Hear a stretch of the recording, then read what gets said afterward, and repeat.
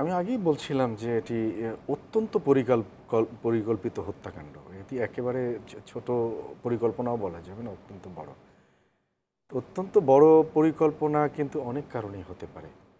যে সেটির কারণের সংখ্যা আসলে সুনির্দিষ্ট করে বলা যাবে না।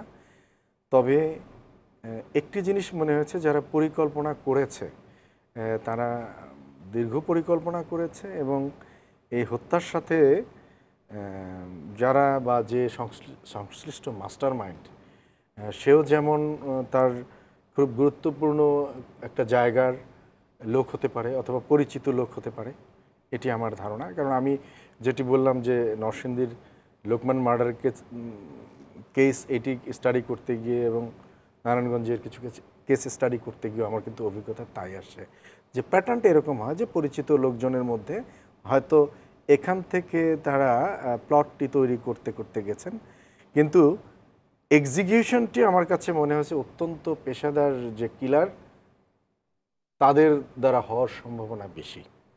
এটি হঠাৎ করে রেগে গেছি অথবা মনে হলো যে এই লোককে মেরে ফেলবো আর মেরে ফেললাম, সেরকম কোনো লম্বা সময় ধরে পরিকল্পনা, লম্বা সময় ধরে, এবং যে এক্সিকিউশনে থাকবে এই হত্যার সাথে যে থাকবে তার ওই পরিমাণ মানসিক শক্তি। একজন মাননীয় সদস্যকে হত্যা করতে হলে একটা কিন্তু নার্ভেরও একটা দৃঢ়তা দরকার হয়। তো সেই ধরনের লোক, এবং সেই ক্ষেত্রে অনেক ক্ষেত্রে আমরা জানি যে কখনো কখনো ভাড়াটে লোকজন এই কাজগুলো করে থাকতে পারে, অসম্ভব না। কারণ এটা অনেক, যদি পেমেন্ট যদি অনেক হয়, আপনি একেবারে খুব সিরিয়াল কিলারও হয়তো আপনি জোগাড় করে ফেলে যেতে পারে, সেটি আমার কাছে মনে হয়েছে।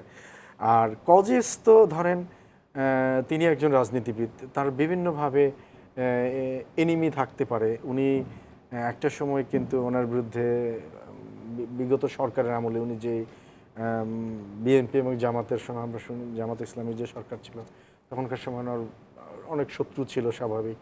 ওনার বিরুদ্ধে ওয়ারেন্ট ছিল। পরবর্তীতে আপনার পলিটিক্যাল এনিমি তৈরি হতে পারে।